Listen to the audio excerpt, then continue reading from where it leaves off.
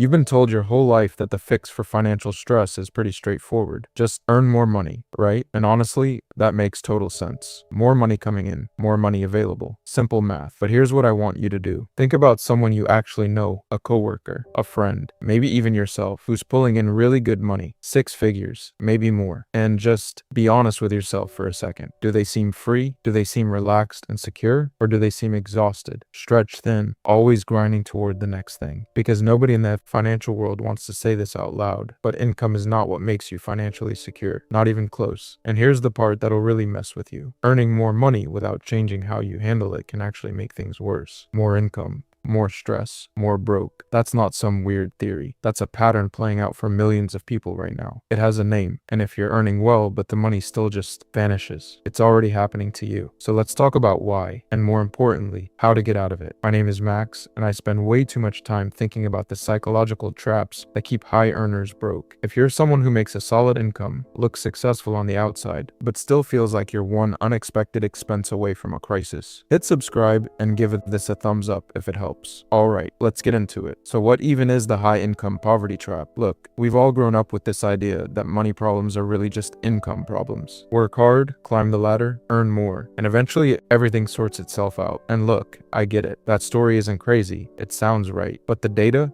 tells a completely different story. Charles Schwab did a study and found that 59% of Americans say they're living paycheck to paycheck. Okay, that's not shocking. But then you dig into the numbers and you find that nearly 1 in 3 people earning over $100,000 a year, 1 in 3, are also living paycheck to paycheck. These are people who, by any normal definition, are doing well. And a Lending Club report from 2023 found that about 36% of 6-figure earners had basically nothing in savings. Zero. One bad month and they're in debt. So what is going on? Because these aren't reckless people. They're educated, they're smart, they're professionally successful. This isn't really a disciplined thing, despite what every finance influencer wants you to believe. This is something much more structural. There are forces at work here that are almost designed to trap people, and the higher your income gets, the more sophisticated those forces become. So let me walk you through how it actually happens, because it follows this very predictable pattern. You get a raise, a promotion, a new job. Your income jumps from, say, $65,000 to $95,000. That's 30 grand more a year. That's huge. Life-changing money, in theory. Except, and this is the part most people don't think about, that $30,000 raise doesn't actually show up as $30,000. After federal and state taxes, depending on where you live, you're probably taking home somewhere between $18,000 and $21,000 more. So call it $1,500 to $1,750 extra a month. Still real money, still meaningful. But here's where the trap snaps shut. Because you're earning more now, so naturally, you upgrade. And every single upgrade makes complete sense in the moment. You get a nicer apartment, maybe $600 more a month. You get a better car because the commute is longer now. That's another $350. You eat out more because honestly, you've been working hard and you've earned it. You refresh your wardrobe. You take a proper vacation for once. None of this feels irresponsible. That's the thing I really need you to hear. Every one of those choices feels completely proportional, like the natural, obvious response to making more money. But run the math with me for a second. That $1,500 extra each month. Apartment upgrade, $600. Car payment bump, $350. More dining out, $200. Subscriptions, clothes, random upgrades, another $200. You've just eaten $1,350 of your $1,500 raise. You went from making more money to having an extra $150 a month. And because your fixed costs are now higher, you're actually more fragile than you were before the raise. That's lifestyle inflation. And it's not a you problem. It's not a willpower thing. It's a deeply human, psychological thing that happens to almost everyone who earns more money, at every income level. Now I know what you're thinking. Okay, Max, just don't upgrade your lifestyle. Just bank the raise, problem solved. And I hear you. I really do. But that advice completely ignores some genuinely powerful forces that are working against you. The first one is something called hedonic adaptation. And it's wild how consistent this is in the research. Basically, your brain adjusts to better circumstances incredibly fast. That excitement you felt moving into a nicer place, it's gone in about 60 days. Your brain just resets its baseline. The old apartment now feels like a downgrade. And to feel that same high, you need the next upgrade. upgrade. It's actually why lottery winners, on average, end up back at roughly the same happiness level within a year. The brain doesn't hold on to good things, it just recalibrates and wants more. The second force is social comparison, and this one is brutal in the modern world. When you get promoted and start hanging around higher earning people, nicer offices, different events, new circles, your whole reference point shifts, and we are wired, deeply and neurologically wired, to compare ourselves to the people immediately around us. So when everyone in your world drives a certain kind of car, holidays in a certain kind of place, lives in a certain kind of neighborhood, that becomes the new floor for what feels normal. You're not measuring yourself against where you were 5 years ago. You're measuring yourself against your coworkers, your Instagram feed, your LinkedIn, and that comparison never stops. The third one, and this is the one that really doesn't get talked about enough, is what I call the identity spend. At higher income levels, a huge portion of spending isn't really about the thing you're buying. It's about who you're telling the world you are. The luxury car isn't transportation, it's a signal. The designer bag, the premium gym membership, the first class ticket. They're investments in a self-image. And here's the sneaky part. As your income grows, so does the pressure to perform that income. There's this unspoken rule in high earning circles that you live in a way that matches what you make. Ordering the cheapest thing at a client dinner starts to feel awkward. Pulling up in a 10-year-old car when your colleagues are in new ones starts to feel like you're making a statement. So you spend, not because you actually need to, but because it feels socially, psychologically necessary. Okay, here's where it really starts to get uncomfortable, because lifestyle inflation on its own, if your income is high enough, is at least manageable. The real danger is when lifestyle inflation collides with easy access to credit. And at higher income levels, you have a ton of access to credit, better credit scores, higher limits, pre-approved personal loans, home equity lines, premium cards with massive sign-up bonuses. The system, kind of ironically, rewards high earners with better and more powerful tools to go deeper into debt. So instead of just spending their income, high earners start leveraging it. They buy the biggest house they qualify for. They carry card balances. They finance things their income justifies. A second car, a renovation,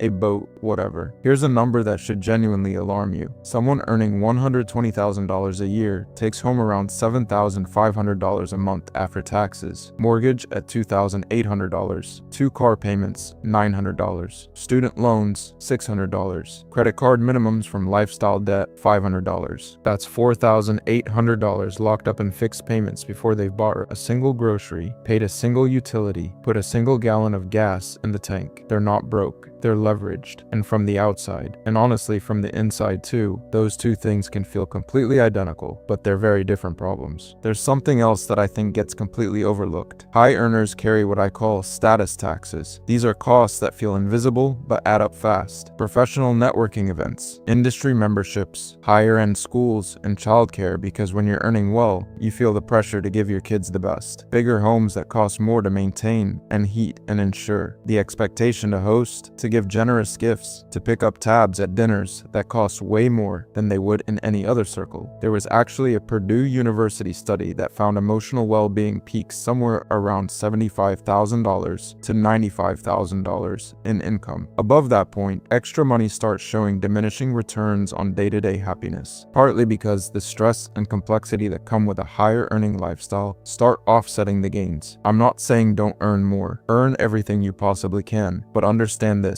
Income alone does not build financial security. What builds it is the gap between what comes in and what goes out. And for too many high earners, that gap is razor thin or gone entirely. Alright, let's actually fix this, because this is fixable, 100% fixable. But it means being real with yourself and doing some things that are going to feel uncomfortable at first. Step 1, get your actual numbers. Not the numbers you think are right, what you actually spend. Go pull your last 3 months of bank and credit card statements and go through every single transaction.